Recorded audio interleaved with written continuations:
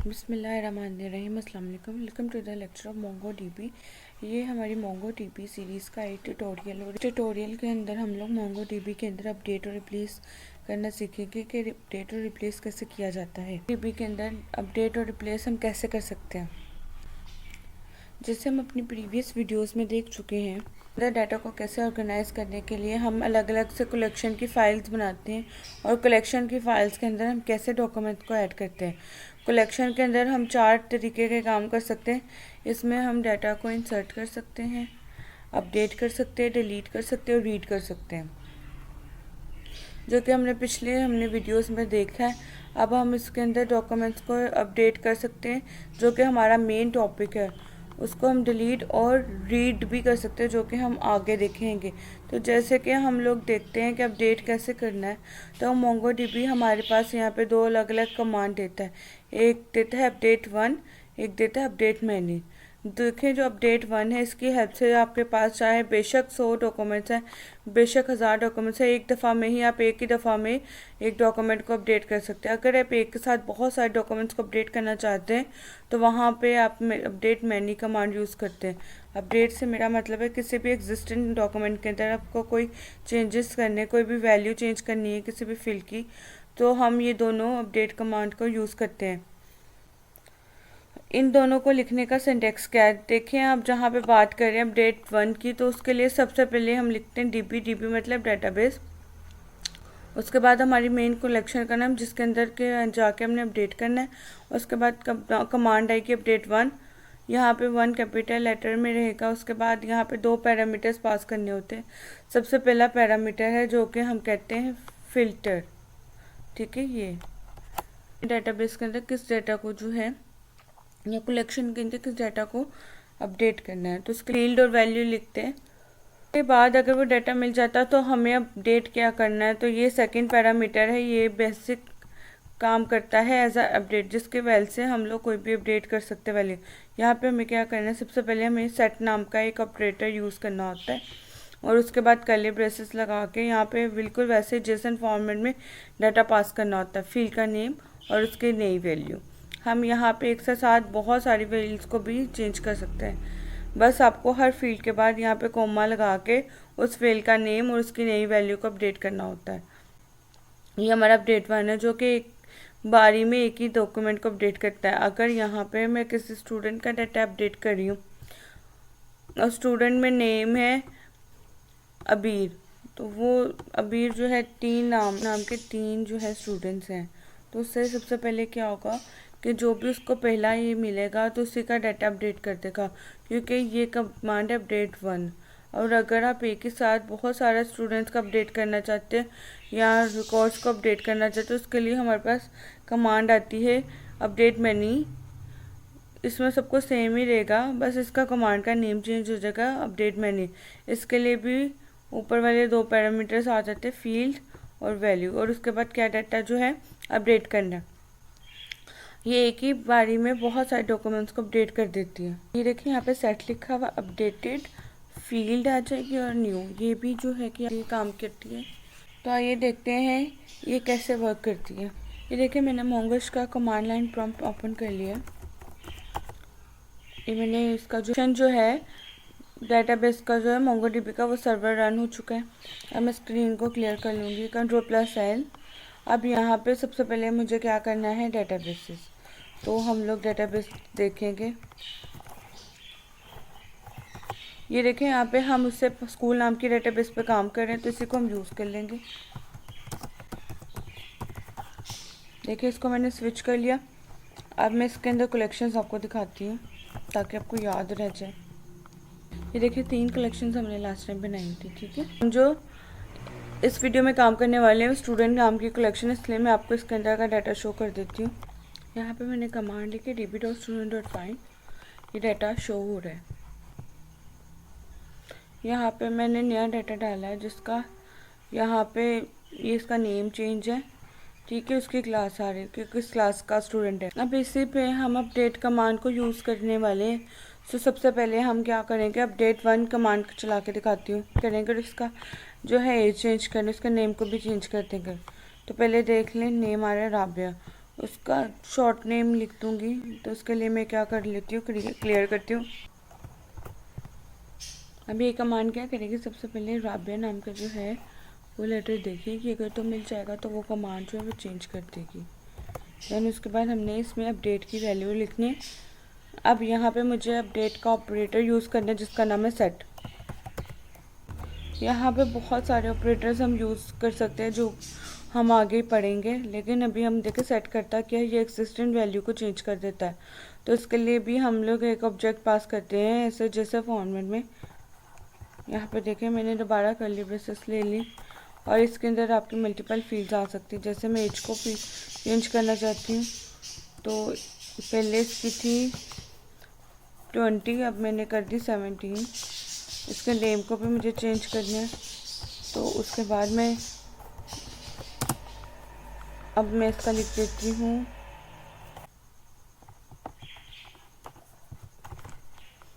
तो ये देखिए यहाँ पे ये वर्क कर रहा है। उसने जो है उसकी वैल्यू चेंज कर दी। इसमें आपको रिटर्न में एक ऑब्जेक्ट मिला है और इसने एक मैच मिला था 1 और इसने मॉडिफाई को कितना किया 1।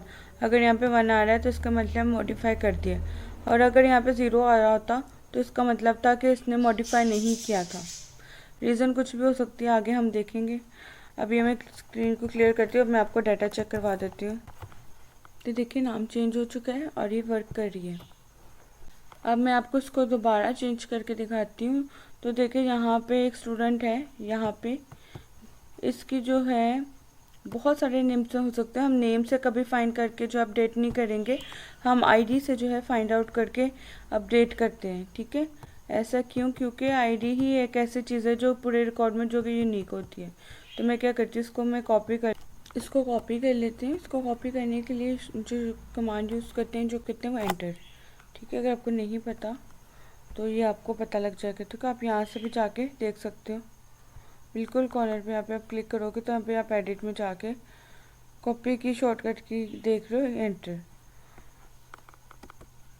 ठीक है, तो इसको मैं एंटर कर दूँगी। यहाँ पे मैं क्या करूँगी, ये मैंने कमांड यूज़ की थी और अब मैं इसको नेम को जो है रिप्लेस कर दूँगी आईडी के साथ। ठीक है, फाइंड करना है, फिल्टर लगाना है हमने। तो मैं इसके क्लास को चेंज करना चाहती हूँ। ठीक है, जैसे हमने आगे देखा था। तो अब मैं क्या करूँगी, यहाँ पे ये सारी फील्ड की नेम हटा दूँगी। तो ठीक है, इसको एक मैच भी मिल गया और उसने इसको मॉडिफाई भी कर दिया। तो मैं क्लियर करके स्क्रीन को आपको एक दफ़ा दिखाती हूँ। चेंज हो चुकी है। ठीक है, देखो हमने क्या किया था, हमने कोर्स लिखा था और हमने क्लासेस में ऐड की, अपडेट की, चेंज कर दिया। यहाँ पे इशू क्या आया था, यहाँ पे मैंने पर्सनल किया था, वहाँ पे इसका कोई डाटा नहीं था। हमेशा कलेक्शन का नेम ठीक रखना है आप लोगों ने। अब मैं क्लियर करके आपको एक दफ़ा चेक करवाती हूँ। यहाँ पे देखो दोनों का चेंज हो गया। अब जैसा कि आपने देखा कि हम कैसे MongoDB की अपडेट 1 को कमांड को या अपडेट मेन्यू कमांड को यूज़ कर सकते हैं। तो इसमें हम एक फ़िल्टर देते हैं और यहाँ पे सेट ऑपरेटर की हेल्प से हम इसको अपडेट कर देते हैं। अब सेट ऑपरेटर जो होता है, इसी की जगह पे बहुत सारे अपडेट ऑपरेटर्स आते हैं, जिसको आपने सबसे पहले देखना है अनसेट। अनसेट का काम क्या है कि किसी फील्ड को रिमूव कर देना। यहाँ पे मैंने लिखा हुआ है, जैसे किसी फील्ड को मतलब आपने एज को हटाना है, किसी भी चीज़ को आपने रिमूव करना है, उस पूरी फील्ड को जो है रिमूव कर देगा, तब हम अनसेट का कमांड यूज़ करते हैं। उसके बाद है रीनेम की कमांड। अगर आपने किसी फील्ड का ही नेम चेंज करना है, उसकी वैल्यू करनी है, उसका नेम चेंज करना है। जैसे स्किल्स आ रहा है, स्किल्स की जगह आपने लिखना है कोडिंग स्किल्स या कुछ भी आपने लिखना है, तो आप हम रीनेम ऑपरेटर का यूज़ कर सकते हैं। इसके बाद है एक ऑपरेटर जिसका नाम है इनका नाम है इंक्रीमेंट।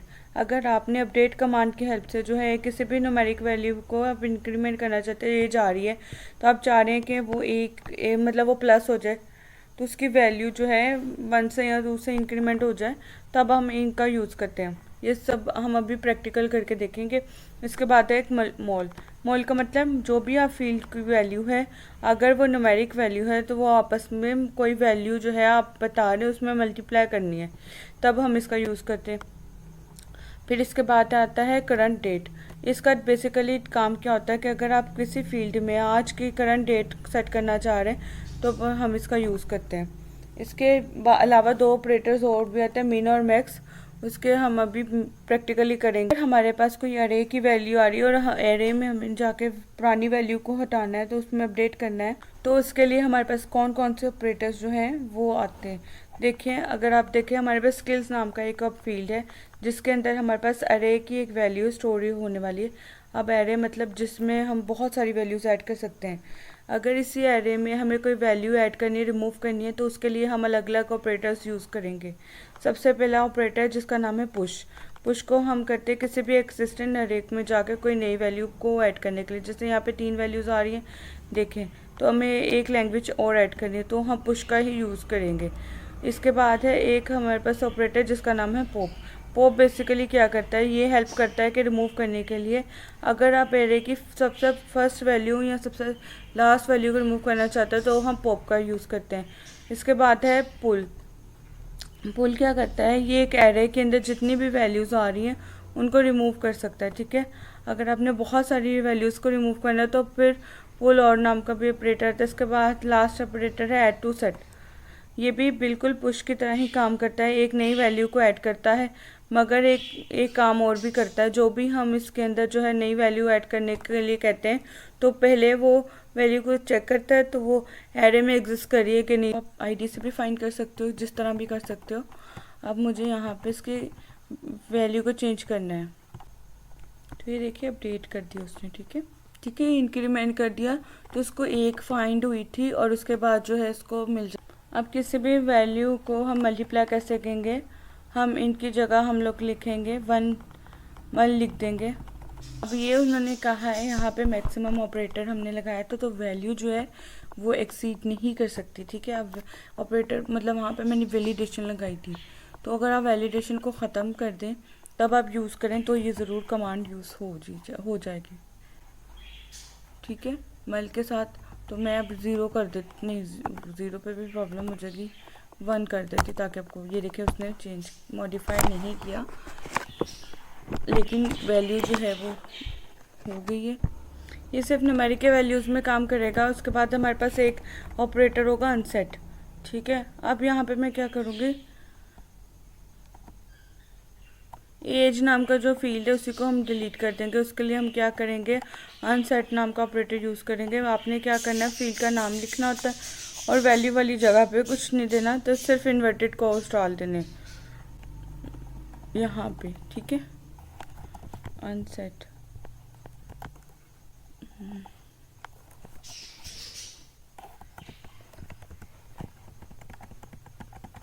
वैल्यू नहीं आपने देनी, जस्ट आपने ये फील्ड जो है हमने इसको रखा हुआ रिक्वायर्ड, ठीक है। तो ये नल वैल्यू नहीं हो सकती, इसके पहले आपको वैलिडेशंस को भी ठीक करना पड़ेगा, ठीक है। फेल्ड वैलिडेशन आ रहा है, ठीक है, तो आपने इसको सही कर लेना है। उसके बाद अपनी वैल्यूज़ यूज़ करनी है। अब आपने क्या करना है, ये सारी ऑपरेटर्स को यूज़ करके देखना है, ठीक है।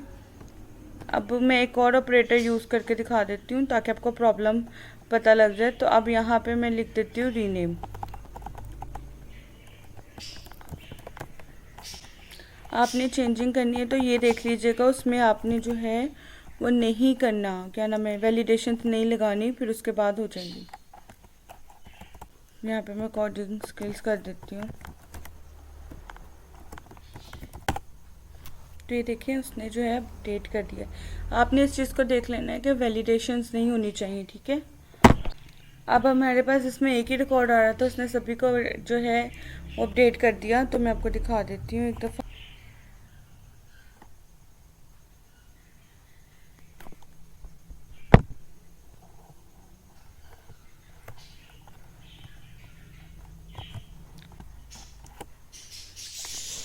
ये देख लें, यहाँ पे जो है करंट डेट भी चेंज हो गई है, ये चेक कर लो। इसने ये वाली कमांड भी यूज़ कर दी, ठीक है। ऑपरेटर भी आता है जिसका नाम होता है मैक्स, मतलब उसका मीन का उल्टा काम करता है। ये चेक करता है कि जिस भी रिकॉर्ड को हमने फाइंड किया है उसमें जो भी न्यूमेरिक कॉलम है जिसको भी हम अपडेट करना चाहते हैं, क्या ये उसकी वैल्यू यहाँ पे भेज रहे हैं, क्या उससे भरी है कि नहीं। तो अगर उससे भरी है एग्जिस्टिंग वैल्यू से तो ये चेंज करेगा, वरना नहीं करेगा। तो अब हम 25 लिख देते हैं, 25 नहीं, हम 19 लिखते हैं क्योंकि वैलिडेशन का भी इशू है।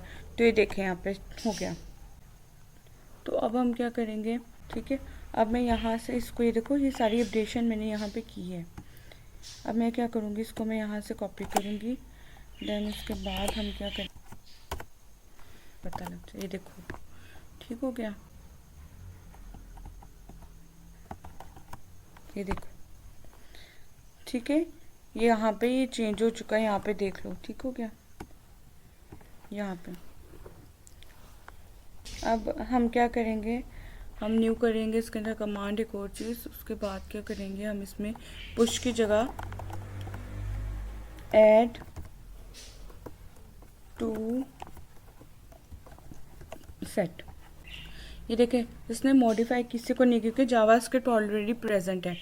तो अगर यहाँ पे मैं लिख देती हूँ सिर्फ जावा, ठीक है, तो ये जावा हमने इसमें पहले ऐड नहीं किया हुआ, तो हम इसको क्या करेंगे, सिर्फ जावा लिख देंगे। तो ये देखिए 1 मॉडिफाई हो चुका है। उसके बाद मैं आपको दिखाती हूँ कि अगर मुझे कोई एग्जिस्टिंग वैल्यू को डिलीट करना है, तो उसके लिए हमारे पास यहाँ पे आती है जो ऑपरेटर आता है, उसका नाम है पॉप। पॉप बेसिकली क्या करता है, ये सिर्फ लास्ट वैल्यू को जो है या फर्स्ट वैल्यू को, जो कि अरे की फर्स्ट वैल्यू उसको रिमूव कर सकता है, बीच वाली किसी वैल्यू को नहीं कर सकता। इसके लिए आपको बताना होता है कि उस फील्ड का नाम जो कि आपने अरे के अंदर लास्ट में फिल की है, तो उसके लिए हम 2 वैल्यूज़ दे सकते हैं, या तो 1 या -1। तो अगर 1 है तो ये लास्ट वैल्यू को डिलीट करेगा, तो अगर -1 है तो फर्स्ट वैल्यू को, ठीक है।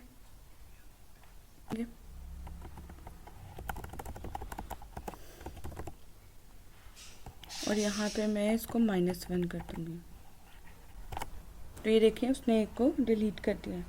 अब मुझे कोई वैल्यू को चेंज करना है, तो उसके लिए मुझे पुल नाम की कमांड यूज़ करूँगी। यहाँ पे मैंने क्या करना है, यहाँ पे मैंने उस वैल्यू का नाम दूँगी जिसको मुझे रिमूव करवाना है। जैसे मुझे जावा को ही रिमूव, जावा हो गया, जावास्क्रिप्ट को करना होगा, तो मैं उसको देख लेती हूँ। यहाँ पे मैं स्किल्स के अंदर लिखूँगी PHP लिख देते हैं, यहाँ पे जावास्क्रिप्ट लिख देते हैं, क्योंकि यहाँ पे जो है हमने इसको नहीं किया था, जावा को किया है अभी। तो यहाँ पे भी मॉडिफाई ऑल कर दूँगी। किस रिकॉर्ड का करना है उस रिकॉर्ड को भी देख लेते हैं। आपको क्लियर हो गया कैसे हम एरे के अंदर जो है मॉडिफिकेशन कर सकते हैं। स्पेसिफिक वैल्यू को भी रिमूव कर सकते हैं, फर्स्ट और लास्ट वैल्यू को भी रिमूव कर सकते हैं, और नई वैल्यूज़ भी ऐड कर सकते हैं। रिप्लेस 1 जो है वही आएगा, रिप्लेसमेंट नहीं आता, बाकी सारा कुछ वैसे ही हम यूज़ करते हैं। इसको भी एक दफ़ा हम प्रैक्टिकल करके देख लेते हैं। अब मैं पूरे स्टूडेंट को यहाँ से हटा के आईडी को नहीं रिमूव करना चाहती, इसी आईडी पे न्यू रिकॉर्ड ऐड करना चाहती हूँ, तो वो बिल्कुल न्यू स्टूडेंट होगा। तो उसके लिए यहाँ पे हमारे साथ कमांड आती है रिप्लेस 1, तो यहाँ पे मैं कमांड लिख दूँगी रिप्लेस 1। मैं यहाँ पे आईडी से ही करूँगी ताकि जो है यूनिक रह जाए। तो अब हम इसको शो करवा के भी देख लेते हैं फाइंड के साथ। ये देखो इसने यहाँ पे इसको चेंज कर दिया, ठीक है, यहाँ पे पहले कोई और नाम आ रहा था। अब नेक्स्ट वीडियो में हम लोग डॉक्यूमेंट्स को डिलीट करना देखेंगे, उसको भी आप देख लीजिएगा ताकि आपको डॉक्यूमेंट्स डिलीट करने आ जाए।